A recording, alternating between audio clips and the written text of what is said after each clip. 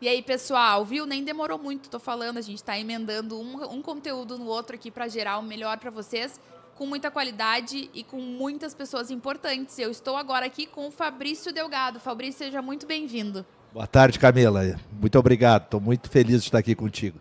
Para apresentar brevemente o Fabrício, ele é médico veterinário e mestre em produção animal com 30 anos de experiência, foi vice-presidente de qualidade e food safety na BRF e atualmente é consultor nas empresas.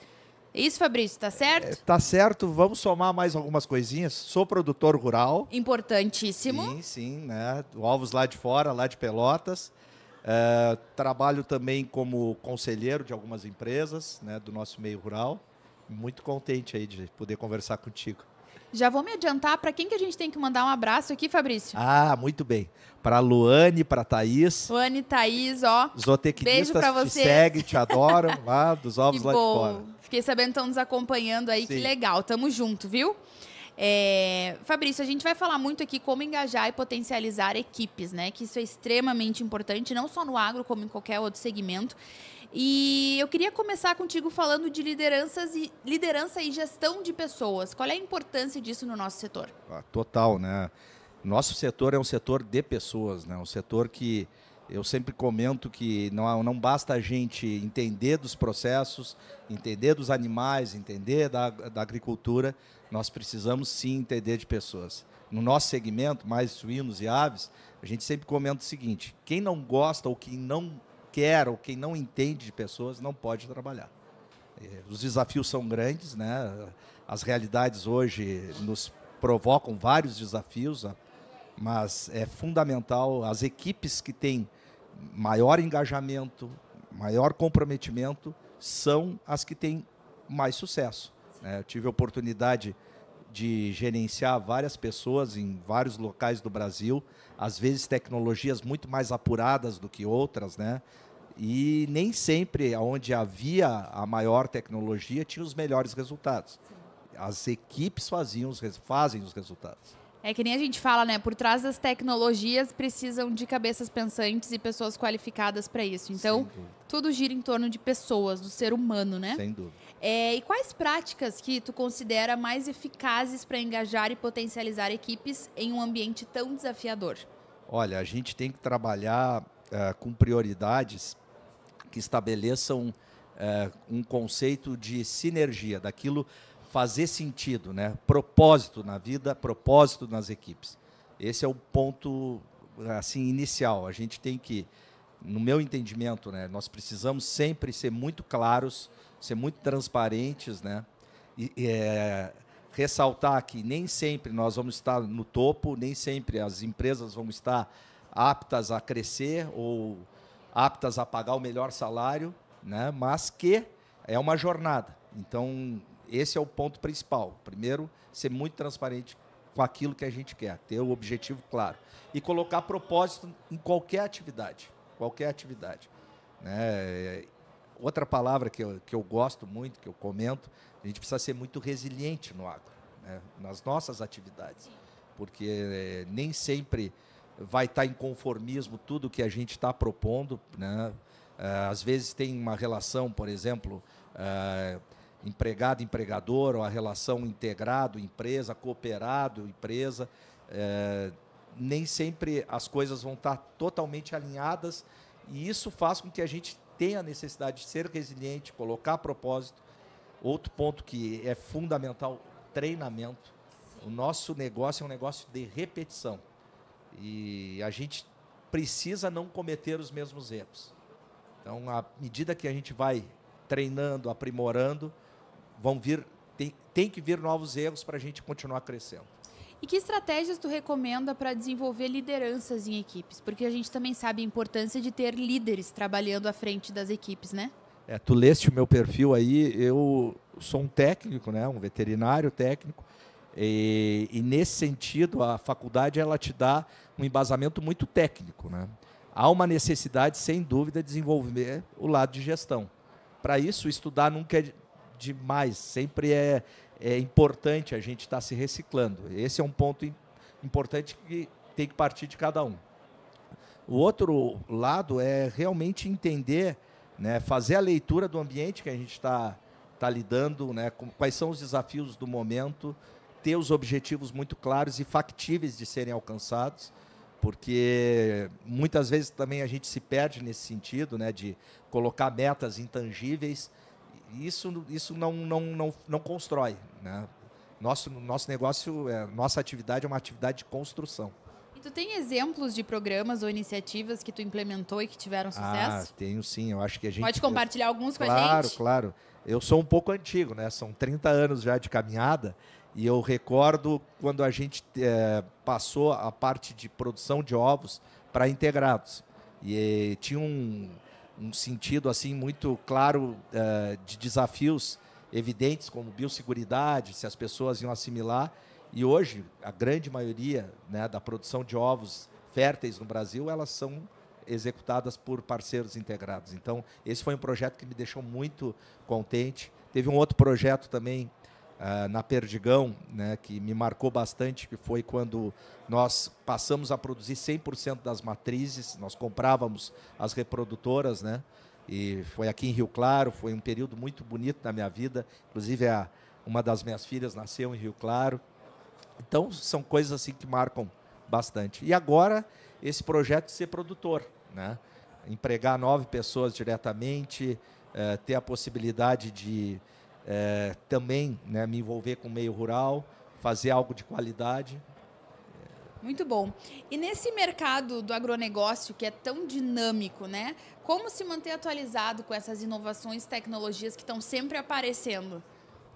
Isso realmente é aquilo, é estudar, né? A gente precisa estudar, interagir, aplicar, né, experimentar. Amanhã eu creio que tu vai entrevistar um colega de conselho aqui, o professor Luiz Felipe Caron, né, que para mim é uma referência do nosso setor em sanidade, e ele comenta sempre, a gente nunca sabe tudo, a gente tem uma necessidade grande, né, e ter uma necessidade também, além da teoria, aplicabilidade daquilo que a gente deslumbra, né. Aqui nessa feira, por exemplo, hoje é impressionante, a gente está vendo tecnologias assim muito legal, muito aplicáveis, né? Coisas que vão realmente fazer parte do dia a dia do produtor. E diante de tantas inovações, né, como garantir que as decisões sejam assertivas, da melhor forma e alinhadas com os objetivos da empresa? Hoje a gente tem, as empresas estão cada vez mais complexas e nosso agro, ele é um negócio tão maravilhoso que ele proporcionou a muitas outras profissões fazer parte da decisão, né?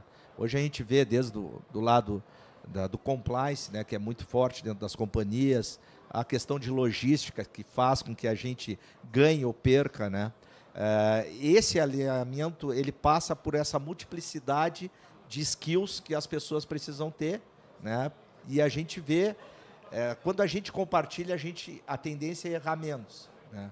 E outro ponto importante é tomar a decisão também, né? Muitas vezes a gente agora com essa total complexidade perde a autonomia das decisões. Então esse meio termo entre compartilhar e tomar a decisão, eu acho que faz parte do sucesso. E Fabrício, como consultor, tu anda por muitos eventos, empresas, né? Tu tem muita experiência no setor da proteína animal. E qual a importância de ter essa visão holística?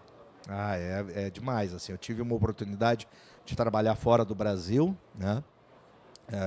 Vários projetos fora também, desde a Tailândia até o Peru, então com realidades diferentes. E eu comungo muito dos teus propósitos que tu fala e tu defende o nosso agro aqui no Brasil. Realmente, o vocacionamento que a gente tem aqui no Brasil, esse clima maravilhoso, com todos os problemas e diversidades, né, adversidades que a gente foi feito para produzir alimentos. Então, nesse sentido, é muito legal a gente poder, né, aplicar, né, as coisas que a gente vê aqui. E como que essa perspectiva ampla contribuiu para identificar sinergias e oportunidades de melhoria que talvez não fossem percebidas de outra forma? E a gente cria pontes. A gente precisa criar pontes, né? Muitas vezes a gente fala de sanidade, está falando de nutrição, está falando de manejo e está falando de gestão. Então, Então, essas pontes, né, eu sempre comento assim, nosso negócio é muito simples, né? A genética impõe, manejo, sanidade e nutrição correm atrás. Mas eles precisam correr juntos, não podem correr separados. E nesse sentido, às vezes a obviedade é importante ser dita, né? Nós estávamos vendo aqui uma coisa que parece ser muito lógica, né? Tem uma máquina agora que equaliza a temperatura da água dos animais. A gente sabe que o pintinho, por exemplo, quando inicia a produção, tem que ter temperaturas altas, porque ele é incompetente termicamente. As poedeiras, depois, à medida que vão crescendo, também os ambientes estão cada vez com mais aves por metro quadrado e tem uma necessidade de água de temperatura boa. Desenvolver uma máquina que equaliza a temperatura da água, que tu não tem esse lado da nutrição, tem um lado da sanidade e tem um lado do meio ambiente, porque a forma que a gente realiza para baixar a temperatura da água é através do flushing, que é a liberação da água para fora do aviário. Agora não, um sistema fechado. Parece ser muito óbvio isso, parece ser muito, né, simples, mas agora está sendo aplicado. Então, eu acho que são exemplos como esses que a gente precisa criar essas pontes aí. Fabrício, falando em criar pontes, eu sou relações públicas, né? Meu dever também é criar pontes, né? Tu acha, com a tua visão, com a tua experiência, a gente tinha comentado isso antes de entrar ao vivo, que o setor da avicultura e outros setores do agronegócio precisam se unir mais? Sem dúvida, né, Camilo? Eu vejo ainda muita oportunidade nesse sentido, né? Acredito que, por algum tempo, nós, iniciativa privada, governo, as próprias pessoas, né, relacionadas ao agro, né, muitas vezes acham que cada um fazendo a sua parte está sendo bom. Não, a gente precisa interagir, a gente precisa ter as associações fortes, a gente precisa ter os produtores engajados nas associações, né, e isso faz total diferença. Desmistificar um monte de coisa que falam que não tem de onde vir, né, mas a gente precisa estar forte, unido. É isso aí. Fabrício, muito obrigado por ter tirado um tempinho para vir aqui conversar com a gente, ter nos contado um pouco mais da tua história.